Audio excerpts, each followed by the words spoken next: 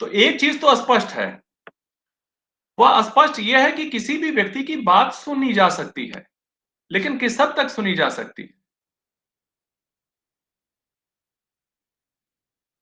केवल तब तक सुनी जा सकती है जब तक कि वह सत्य साबित करने के लिए स्थापित नियमों की, धार्मिक नियमों की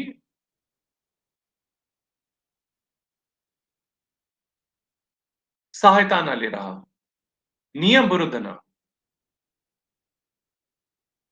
कृष्ण कहते हैं,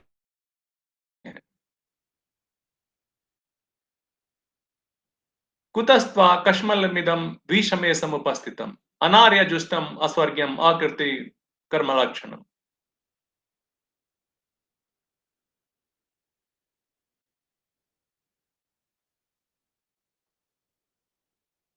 क्यों?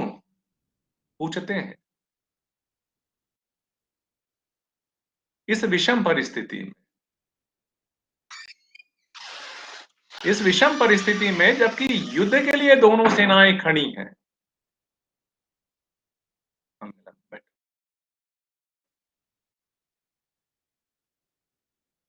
हंसते हुए, आश्चर्य व्यक्त करते हुए।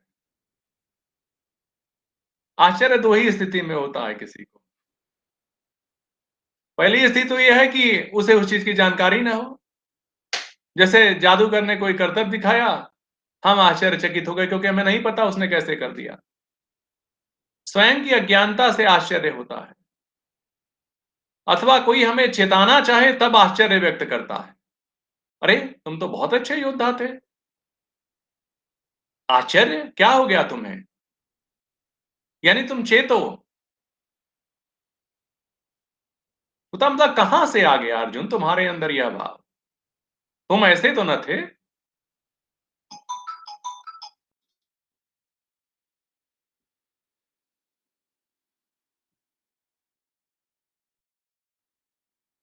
अनार्य जुष्टम। आर्य और अनार्य, यहां दो शब्द हैं।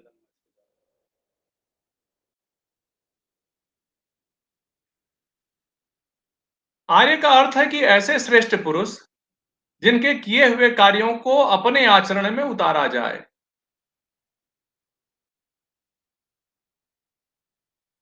जो मर्यादा का पालन करते हैं।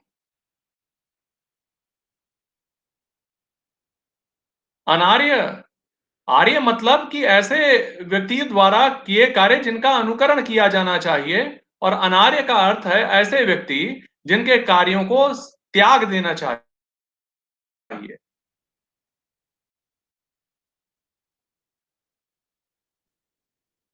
तो तुम आर्य हो और आचरण अनार्यों की तरह कर रहे हो।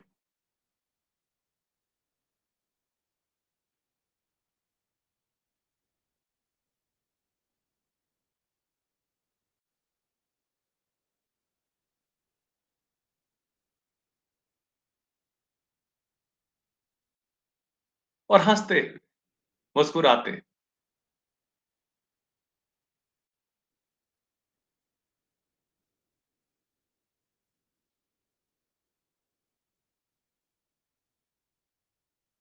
कर्षयति कृष्ण, कृष्ण के आकर्षण से कोई नहीं बच सकता।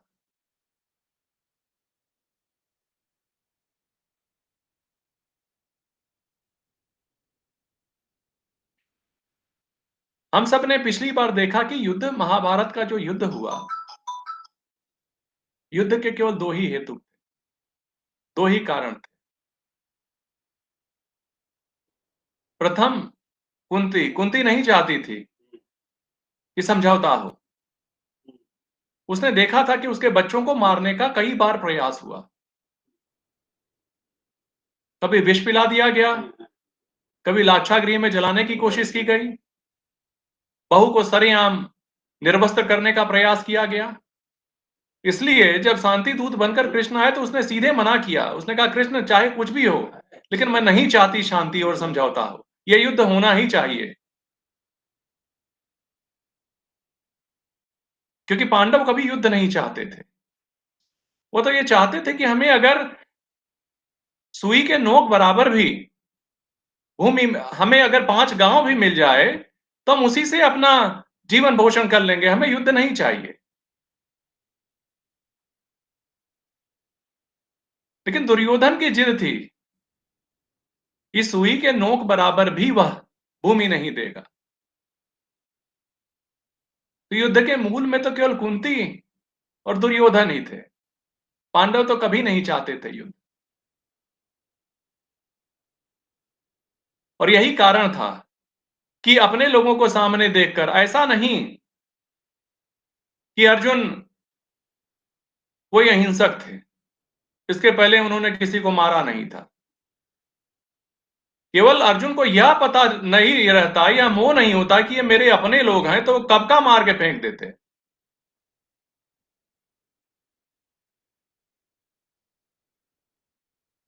अर्जुन ने इसके पहले हत्याएं नहीं की थी, ऐसा नहीं था। वह तो केवल सामने वाले लोगों को देख करके मोहग्रस्त हो गए थे। एक द्वंद था। प्रथम द्वंद तो यह था कि आखिर ये सब मेरे अपने हैं, कैसे मारूं? गुरु हैं, चाचा हैं, सभी तो मेरे रिश्तेदार ही हैं। कृष्ण, मैं नहीं जानता मैं उन्हें मारूंगा या वो हमें मारेंगे, और जिनको मारकर मैं स्वयं भी जीवित नहीं रहना चाहता, ऐसे लोगों को मैं क्यों मारूं? और दूसरा द्वंद, अर्जुन जानते थे कि अगर ये बचे तो क्या होगा। जब ये हमारे साथ ऐसा कर सकते हैं, तो इनकी मूल प्रवृत्ति है लोगों को कष्ट देना, लूटना, तकलीफ देना, परेशान करना। और वो सारे आयुध अज्ञातवास में मुझे ही दिए गए हैं। एकमात्र मैं ही हूं जो इन्हें मार सकता हूं, इन्हें रोक सकता हूं।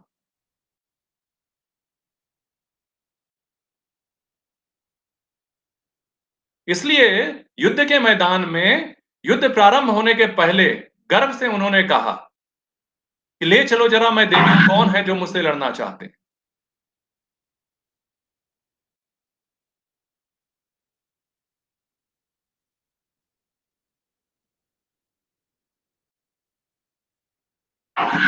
सांख्य एक वृहद दर्शन है जो कपिल मुनि के सांख्य से थोड़ा सा अलग है। इस पूरे अध्याय में मैं चाहूंगा कि हमारे क्रमशः साप्ताहिक व्याख्यान होते रहे। सांख्य को समझना, जीवन में उतारना, अगर आपने सीख लिया तो जीवन में फिर कुछ भी जानना शेष नहीं रह जाएगा। सारे रहस्य आप लोगों के सामने प्रकट हो जाएंगे। अभी प्रारंभिक 2 श्लोकें हमने देखी और उनके माध्यम से चीजों को समझा और जाना। रोता हुआ व्यक्ति सलाह देने की स्थिति में नहीं होता। नेत्र सजल हो, दिखाई नहीं देता, बुद्धि पे पर्दा पड़ जाए तो अंदर से भी अंधा हो जाता है। इसलिए कभी ऐसे व्यक्ति से तर्क ना करो। पहले उसे उस स्थिति तक लाओ कि वो आपकी बात सुने। कृष्ण और अर्जुन के बीच में यह संवाद लगातार 6वें अध्याय के 7वें श्लोक तक चला, जबकि हाथ जोड़ करके अर्जुन कहते हैं, कार्पण्य दोषो पहत स्वभाव, पृच्छामि त्वाम धर्म सम्मूढ़ चेता, यत्श्रेयस्या निश्चितम ब्रूहि तन्मे शिष्यस्तेहम् आदिमां नमः। ये क्या है? ये अर्जुन का समर्पण है कृष्ण के प्रति। अर्जुन केवल अर्जुन नहीं, इस संपूर्ण मानव जाति का प्रतिनिधित्व कर रहे हैं। और कृष्ण साक्षात परम ब्रह्म है। वो अर्जुन का कृष्ण के सामने समर्पण नहीं, बल्कि इस संपूर्ण जीव का ब्रह्म के सामने समर्पण। यह संवाद कृष्ण ने केवल अर्जुन के लिए नहीं कहा, यह उस परम ब्रह्म का संदेश है हम सभी के लिए। और यहीं से विस्तार होता है गीता का। जब कहते हैं कायर हो गया हूं, स्वीकारा उन्होंने, कायरता का दोष मेरे अंदर है। क्योंकि इसके पहले कृष्ण ने कहा क्लैब्यम मास्मगम पार्थ, ये कायरता रूपी व्यवहार तुम क्यों कर रहे हो? अहंकार को छेड़ने जैसा था। किसी योद्धा को कायर कहो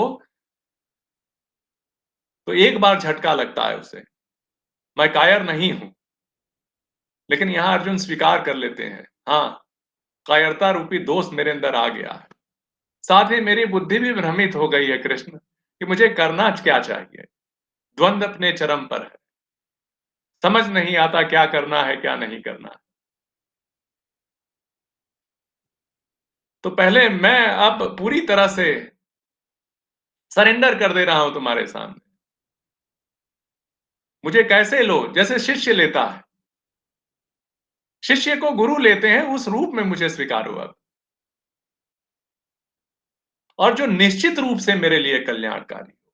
निश्चित रूप से मतलब मुझे समझाओ नहीं, न तो मैं समझना चाहता हूं, न तो मेरी बुद्धि समझने की स्थिति में। अब तो मैं केवल आदेश चाहता हूं, जो मानोगे वो सही, उसी को मैं निश्चित मान लूंगा कि वही चीज मेरे लिए कल्याणकारी है। तो निश्चित रूप से मुझे वो सारी बातें बताओ जो मेरे लिए कल्याणकारी। जैसे गुरु शिष्य को बताता है। गुरु जब शिष्य को बताता है, तो उसकी किसी भी बात का, किसी भी प्रश्न का उसे कोई कोई बुरा नहीं मानता, उसके किसी भी प्रश्न का धैर्यपूर्वक सुनता है और फिर समझाता है, सिर्फ बताता ही नहीं।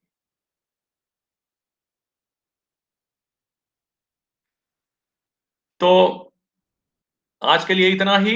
सांख्य योग का विस्तार हम लोग अपने अगले व्याख्यान में करेंगे। प्रवचन और व्याख्यान में एक अंतर है। प्रवचन का तात्पर्य है कि आपने कई जगह से चीजों को पढ़ा, जाना और सम्मिलित रूप से लोगों के सामने रखा। व्याख्यान का अर्थ है जो कुछ आपने अनुभूत किया है, वह आप सबके सामने रख रहे हैं। गीता के विषय में अब तक जो कुछ भी मैंने जाना है, समझा है, और जो भी मेरी अनुभूतियां हैं, वही आप लोगों के सामने रखूंगा। साथ ही हम लोग गीता स्मरण अभियान भी चला रहे हैं। गीता की दैनिक रूप से एक श्लोक आप तक भेजी जा रही है। यह श्लोक आप स्मरण करते रहें। कभी एक उदाहरण भी था कि गीता में पीएचडी करने वाले